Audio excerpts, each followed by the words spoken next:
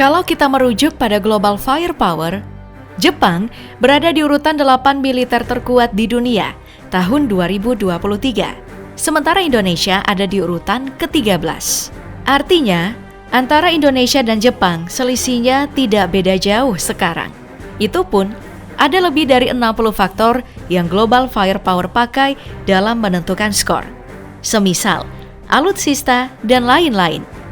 Tapi kalau kita bicara masalah kekuatan tentara, lain soal. Dari segi jumlah personil militer perbedaannya sangat jauh. Data Global Firepower menunjukkan jumlah personil tentara Indonesia itu sekitar 1.080.000 yang terdiri dari personil aktif sebanyak 400.000, personil cadangan 400.000, dan paramiliter sebanyak 280.000. Untuk setiap matra, Indonesia memiliki jumlah personil Angkatan Darat sebanyak 300.000, personil Angkatan Udara 40.000, dan personil Angkatan Laut sebanyak 75.000. Sementara Jepang, total personil yang mereka punya hanya sekitar 309.000, yang terbagi personil aktif sebanyak 240.000, cadangan 55.000, dan paramiliter sebanyak 14.000.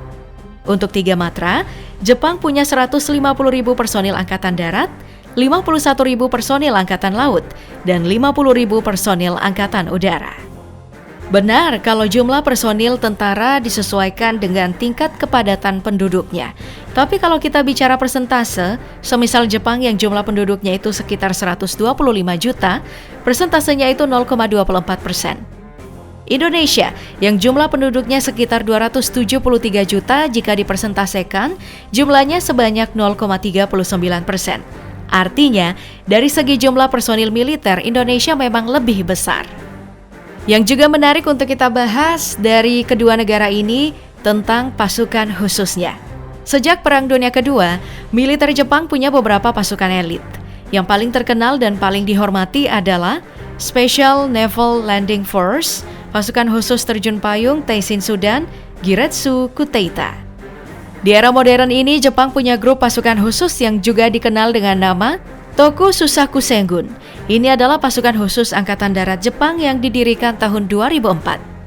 Ditambah, Jepang juga mengaktifkan kembali pasukan elitnya yang pernah berjaya saat Perang Dunia Kedua, yang bernama The Amphibious Rapid Deployment Brigade atau Suiri Kukidodan. Divisi ini diaktifkan sejak tahun 2018 sebagai upaya melawan aktivitas Cina di Laut Cina Timur. Pasukan elit Indonesia sendiri cukup banyak.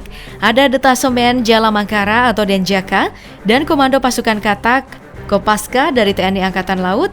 Ada Komando Pasukan Gerak Cepat Kopasgat dari TNI Angkatan Udara. Dan pasukan khusus Indonesia yang paling mendunia, Komando Pasukan Khusus dari Angkatan Darat Kopassus. Kalau kita bicara tentang misi prestisius, misi dari pasukan Indonesia yang berhasil seperti Operasi Woila. Ini terjadi di tahun 1981, di mana pesawat Garuda Indonesia DC-9 dibajak oleh kelompok yang menyebut dirinya Komando Jihad. Operasinya di luar Indonesia, yakni di Thailand. Hanya butuh waktu 3 menit, Sandra bisa dibebaskan oleh Komando Pasukan Sandi Yuda, Kopasanda, atau yang sekarang bernama Kopassus. Operasi ini bahkan jadi salah satu kisah sukses dari Korps Baret Merah. Dan ada operasi Sinar Kudus yang menurunkan pasukan khusus milik TNI, yakni pasukan khusus Denjaka, Kopaska, dan Taifib Marinir TNI AL, juga Den 81 Kopassus TNI Angkatan Darat yang dinamai Satgas Merah Putih. Ini adalah operasi jarak jauh pertama bagi TNI. Sementara pasukan Jepang di era modern tidak banyak melakukan operasi khusus. Alasannya, setelah kekalahan Jepang di Perang Dunia Kedua, konstitusi Jepang berubah. Jepang selamanya meninggalkan perang dan membubarkan angkatan bersenjatanya. Jadi, misi-misi prestisius Jepang terjadi saat Perang Dunia Kedua. Undang-Undang Tindakan Khusus Anti-Terorisme juga baru disahkan di tahun 2001.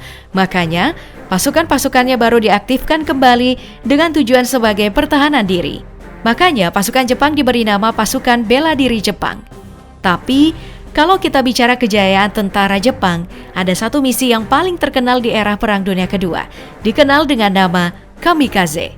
Misi ini adalah misi bunuh diri dari pilot Jepang yang berhasil menenggelamkan dan merusak banyak kapal perang Amerika Serikat. Bagaimana menjadi seorang tentara di Jepang? Bicara tentang menjadi tentara di Jepang, pendaftarannya itu bersifat sukarela. Tidak ada wajib militer sejak tahun 1947. Ada yang menarik dengan pendaftaran tentara di Jepang. Kalau di Indonesia, pendaftar selalu lebih banyak dibandingkan yang akan diterima. Di Jepang itu tidak. Militer Jepang kesulitan mendapatkan rekrutan baru. Secara keseluruhan, militer Jepang hanya bisa merekrut 77% dari targetnya setiap tahun. Bahkan, pada tahun 2017, personil militer aktif Jepang yang usianya di atas 40 tahun itu sekitar 37%. Padahal, personil aktif seharusnya berusia muda, mayoritas di bawah 30 tahun. Menurunnya jumlah kelahiran usia produktif sejak tahun 1994 dan juga perekonomian Jepang yang terus tumbuh juga jadi alasan. Padahal kalau kita bicara tentang penghasilan, seorang prajurit di Jepang mendapatkan gaji yang terbilang cukup tinggi.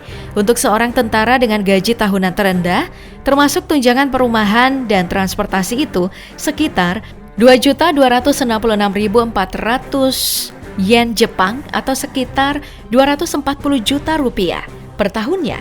Dan yang tertinggi itu 7.663.100 yen Jepang atau 810 juta rupiah per tahunnya.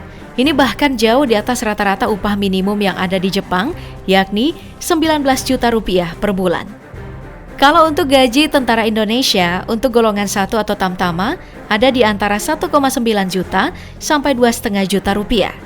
Untuk golongan 2, ada bintara, di kisaran 2,4 juta sampai 3,4 juta rupiah. Golongan 3 atau perwira pertama itu di kisaran 2,9 juta rupiah sampai 4,4 juta rupiah.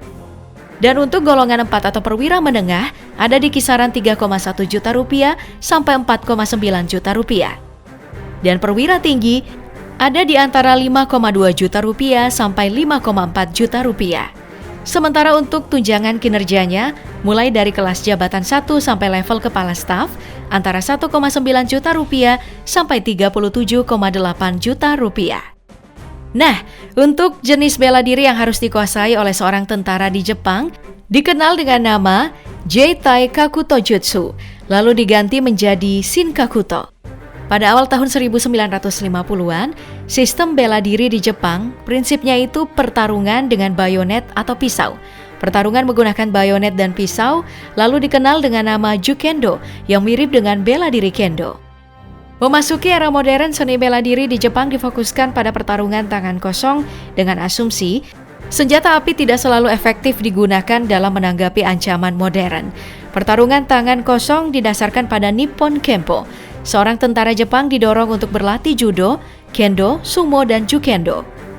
Tentara Indonesia sendiri menguasai teknik bela diri seperti Yongmudo yang merupakan gabungan antara judo, taekwondo, hapkido, sirem, dan honshisul.